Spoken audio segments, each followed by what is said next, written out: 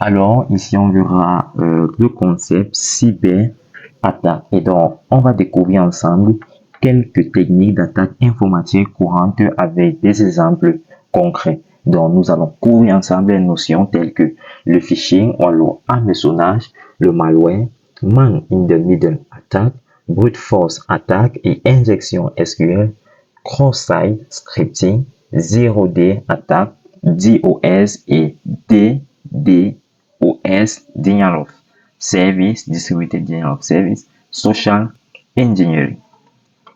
Donc, on va voir le premier type d'attaque, ou alors la première technique d'attaque, le phishing, ou alors hameçonnage en français, qui est une technique d'escroquerie où l'attaquant se fait passer pour une entité de confiance, comme par exemple une banque, une administration ou alors une entreprise, afin d'inciter la victime à divulguer ses informations personnelles comme des identifiants, ça peut être des mots de passe, ça peut être des numéros de carte bancaire, ça peut être même des adresses email.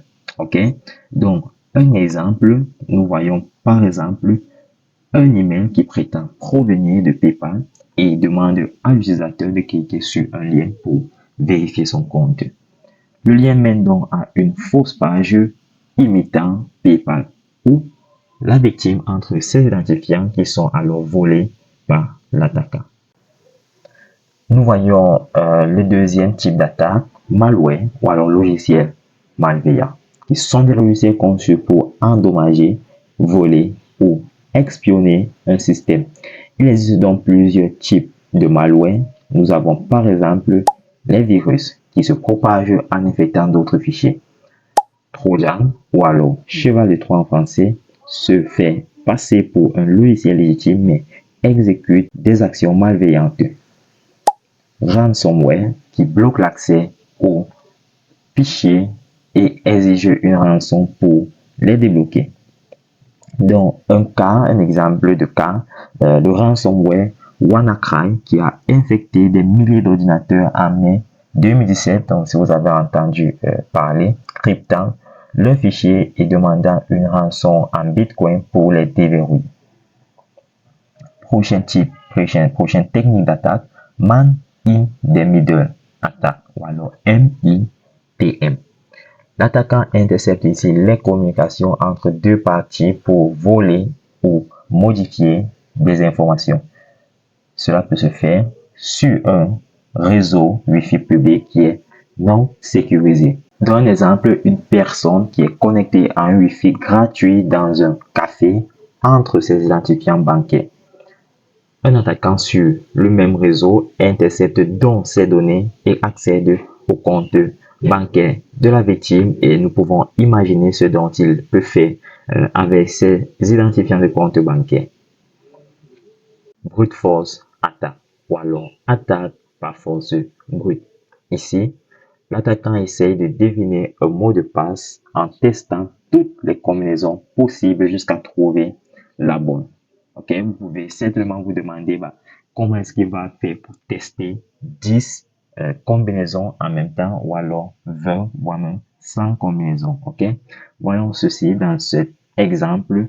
Un hacker qui utilise un script pour tester des millions de combinaisons sur un compte administrateur WordPress jusqu'à trouver le bon mot de passe.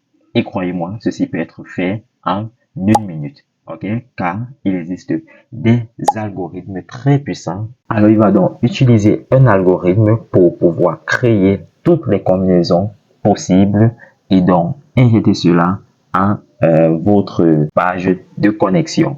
Ok, et donc l'algorithme va donc se charger de tester tout cela, des centaines, des milliers de combinaisons en un laps de temps. Injection SQL ou alors SQL injection.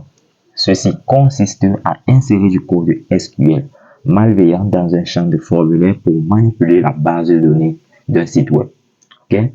Dans un exemple de cas, un hacker qui entre OR 1 égale 1 dans un champ de connexion au lieu d'un mot de passe parce que cette requête retourne true, qui veut dire vrai. Si le site est mal protégé, cette requête peut permettre d'accéder à toutes les données de la base de données. Donc, je ne vous ai pas demandé, les amis, d'aller tester ceci sur un site, car ceci, c'est en guise d'exemple. OK? Donc, cross-site scripting, XSS. L'attaquant injecte ici un script malveillant dans un site web pour voler des informations des visiteurs ou rediriger vers des sites frauduleux. Un exemple, un hacker insère un script JavaScript malveillant dans un commentaire d'un blog. Lorsqu'un utilisateur consulte le commentaire, le script vole ses cookies et les renvoie au hacker. Et le hacker peut utiliser ces cookies pour avoir accès à vos informations de connexion à ce site-là. Alors, la prochaine technique d'attaque, nous avons Zero Day Attack, qui est une exploitation d'une faille de sécurité inconnue des développeurs avant qu'un correctif ne soit publié. Un exemple, une faille de sécurité dans Windows est découverte et exploitée par des hackers avant que Microsoft ne la corrige avec une mise à jour. Donc, prochaine technique d'attaque, Denial of Service DOS et Distributed Denial of Service DOS. Ces attaques consistent à inonder un serveur de requêtes pour le surcharger et le rendre indisponible. Un exemple de cas, un site e-commerce est ciblé par une attaque DDoS où des milliers de requêtes sont envoyées en même temps, rendant le site inaccessible pour les vrais clients. Et donc, les attaqueurs peuvent utiliser ceci pour hacker le système. Nous avons Social Engineering ou alors ingénierie sociale qui consiste à manipuler une personne pour qu'elle révèle des informations sensibles. Cela peut se faire via un email, un appel téléphonique ou même en personne. Un exemple de cas, un hacker appelle une entreprise en se faisant passer pour un technicien informatique et demande les identifiants d'un employé sous prétexte d'une mise à jour de sécurité.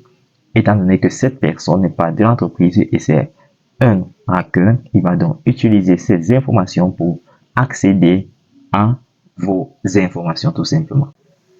Donc maintenant que l'on a vu ces différentes techniques, comment éviter donc ces techniques d'attaque. Ok? Ces attaques sont parmi les plus fréquentes et dangereuses.